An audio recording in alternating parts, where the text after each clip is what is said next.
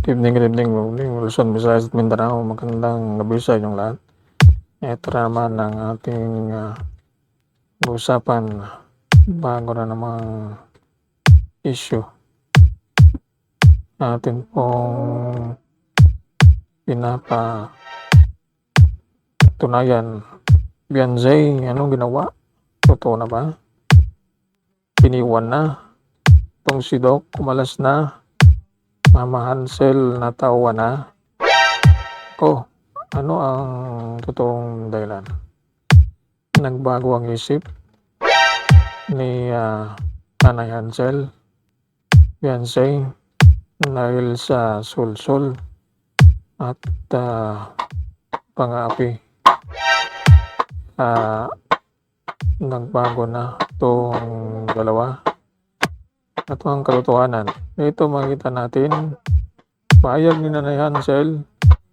Meron ditong payag kung saan ito pong si Nanay Hansel ay nagsabi na siya ay nag-comment. Saan ang sabi niya ay para po sa katahimikan ng kanyang pamilya.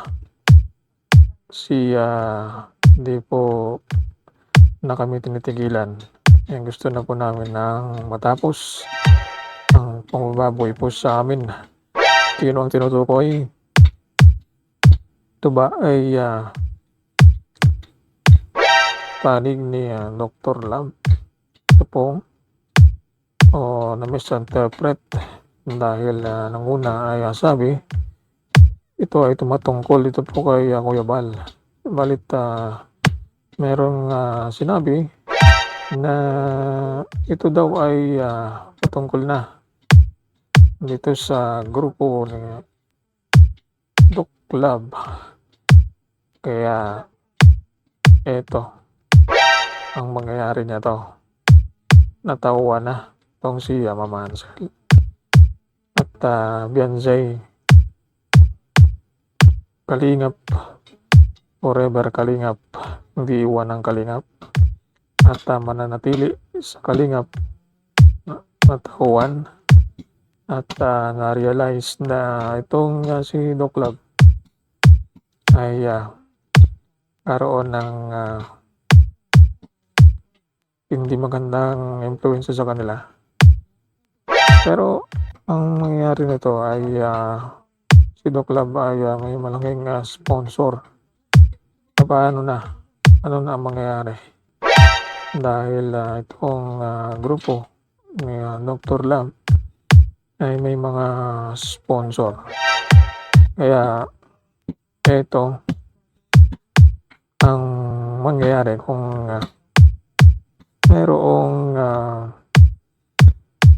nakita at itong si Kuya Bal na nagkumbaba. Kuya Bal ito. Sabi na ito nagsorry ito kay Mama Hansel at itong si Beyonce ay gustong tuloy na tutulungan. Kaya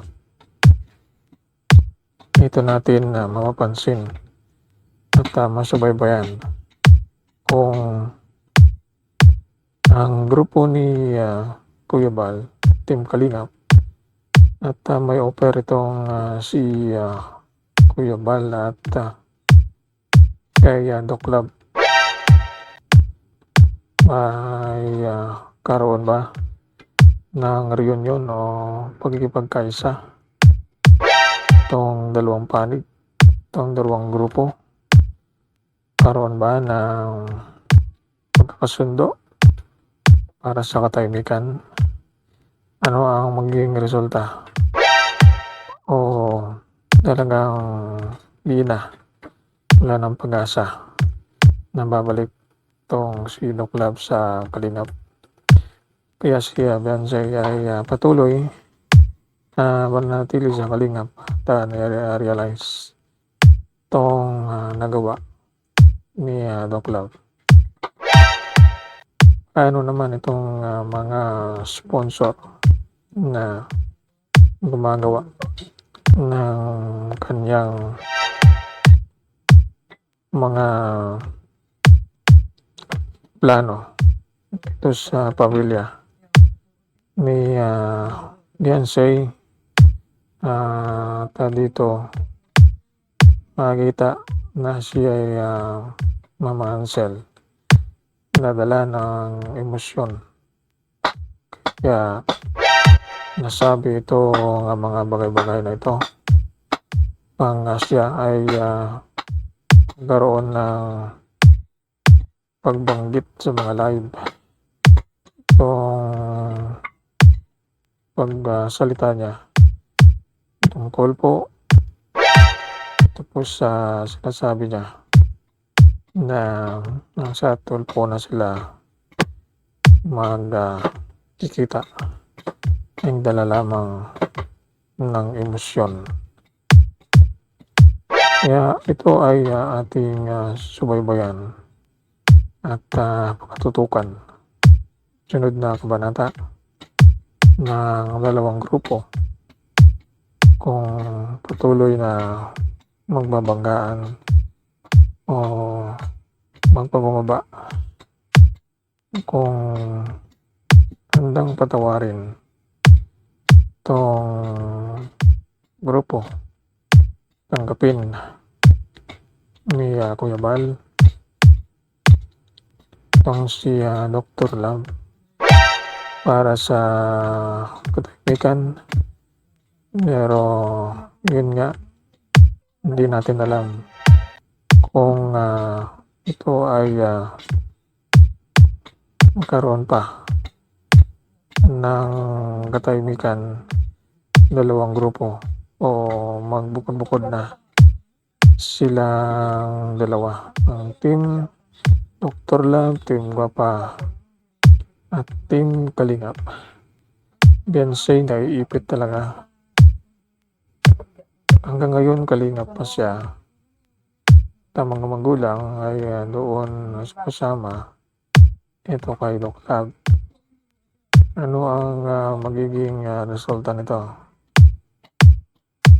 Kung sila ay mananatili sa kalingap at sumusuporta pa rin ito kay Doc Love, ano ang mas matimbang sa kanila? O talagang may pananindigan na sila na umalis na sa kalingap, o kaya ay iwan si Doc Love? Paano na itong mga sponsor na kumakampi dito kay Doc Love at ang itong mga grupo sponsor ni Beyonce para sa kanya ngayon nagpapaaral? Kaya malaman natin kung ito nga nagbago ang isip ng pamilya pakikitungo dito kay Dr. Love. Ito ang ating pagkasubaybayan. Sunod nating update dito sa ating channel. Muli, maraming salamat sa pagsubaybay at pag-subscribe sa ating munting channel. Sunod na mga update.